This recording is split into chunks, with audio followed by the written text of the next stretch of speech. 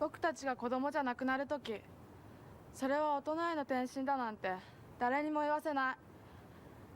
僕たちが大人になるとき、それは子供をやめるときじゃない。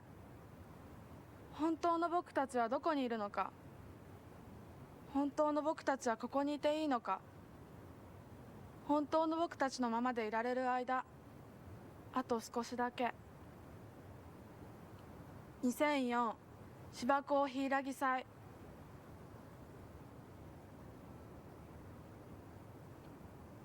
I cut!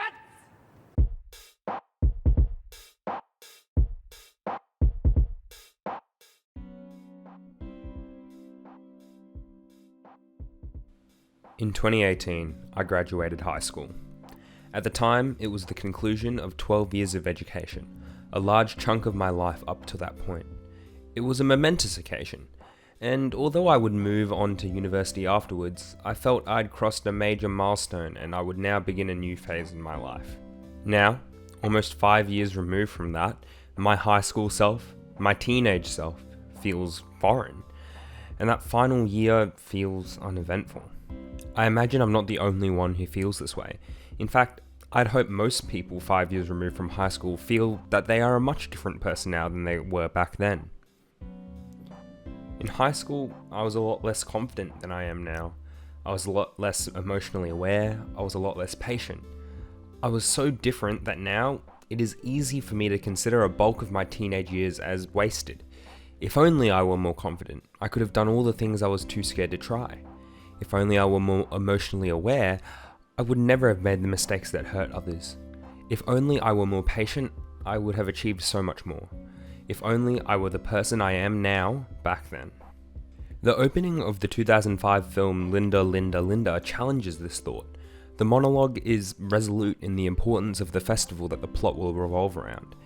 It tells us that this is the last time these high school students will be the real versions of themselves. And to these students, it really does feel this way. For almost their entire lives, they've been going to school, and to them, it's the end of their lives as they know it. It's the last chance for them to be the people they truly are. The person I was 5 years ago was who I truly was at the time, and I only am who I am now because of the experiences that they had. Maybe in 5 years these students won't remember their high school festival, but for now it's the most important thing in their lives. Linda, Linda, Linda invites us to reflect on our experiences as a teenager, and to not see them as a foreign or regrettable experience, but rather an essential part of our development. The angst and difficulty that we faced as teenagers are things to be appreciated, not avoided.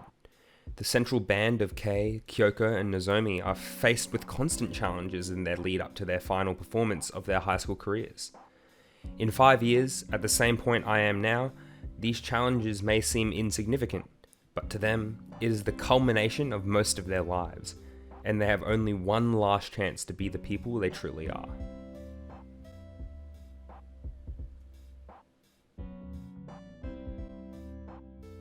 The funny thing is that while we go through high school, we are always looking into the future.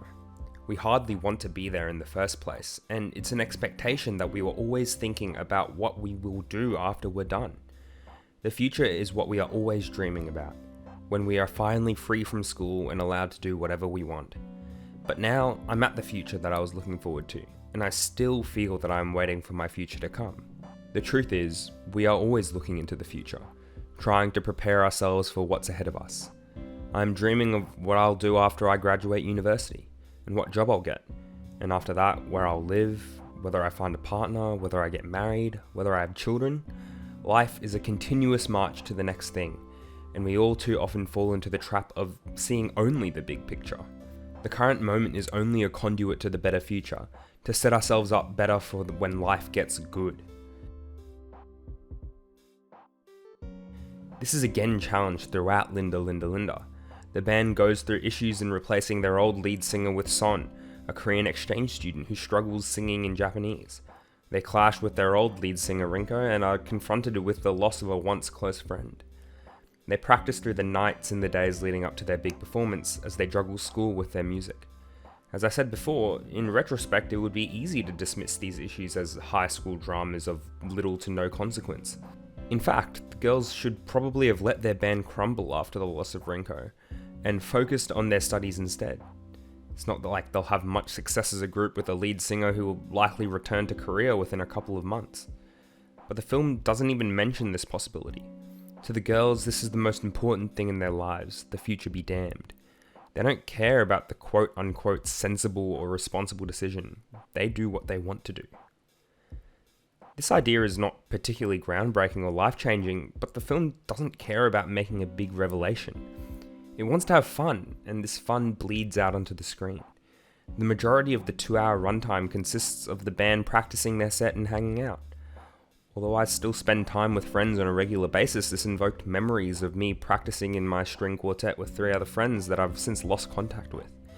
It reminded me of skipping class to go to practice rooms and just play music together and talk. In these moments, the future of the characters aren't considered, even if they are in their last year of high school. Most films would emphasize the ticking clock of university applications or final exams, but Linda decides to solely focus on the friendship of these 4 girls and their fledgling band's final performance.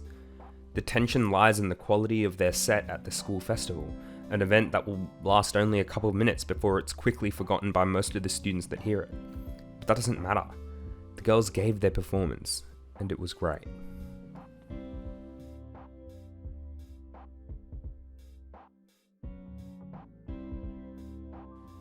Over a year ago, I talked briefly about the nihilistic view on youth and life posed by the short film And So We Put Goldfish in the Pool. In that film, 4 girls are dissatisfied with their lives in a small town, constantly bored and desiring a more purposeful existence. Their families disregard them as they spiral into existential dread, culminating in the titular rebellious act of putting goldfish in the pool. Linda brings the opposite side of this experience of youthful rebellion, as the girls put aside the rest of their lives and embrace the singular act of preparing their band set. Instead of seeing the potential for a disillusioned and tired youth, Linda shows its hopeful and ambitious side. Throughout the film, we see over and over again the band coming together to support one another, whether it be while a boy confesses his love for Son, or while Kyoko has boys' problems of her own. Their friendship and commitment to each other allow them to tackle all their issues while knowing they are not alone. And although everything might not end up exactly how they want, it's alright.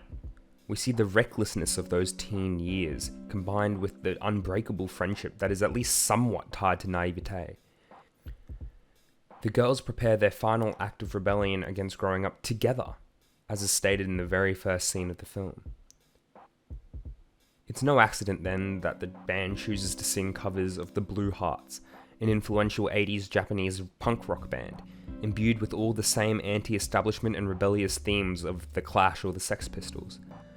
This act of teenage rebellion ties well into the first shot of the film, the clip that I showed at the beginning of this video. In this moment, the girls are themselves, for the last time that they will know it. Son belts the words of rebellions to a hall full of fellow teenagers, all of which forget their assignments or upcoming tests and dance along to the music.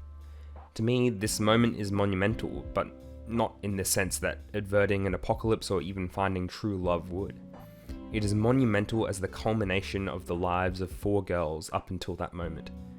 They will leave high school, and maybe the band will break up. Maybe these 4 friends will slowly drift apart and forget each other.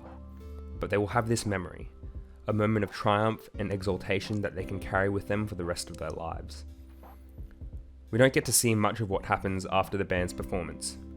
There are only 4 shots, one for each of the 4 band members with the Blue Hearts playing in the background. This moment is over, and we have seen these 4 girls be their true selves for the last time.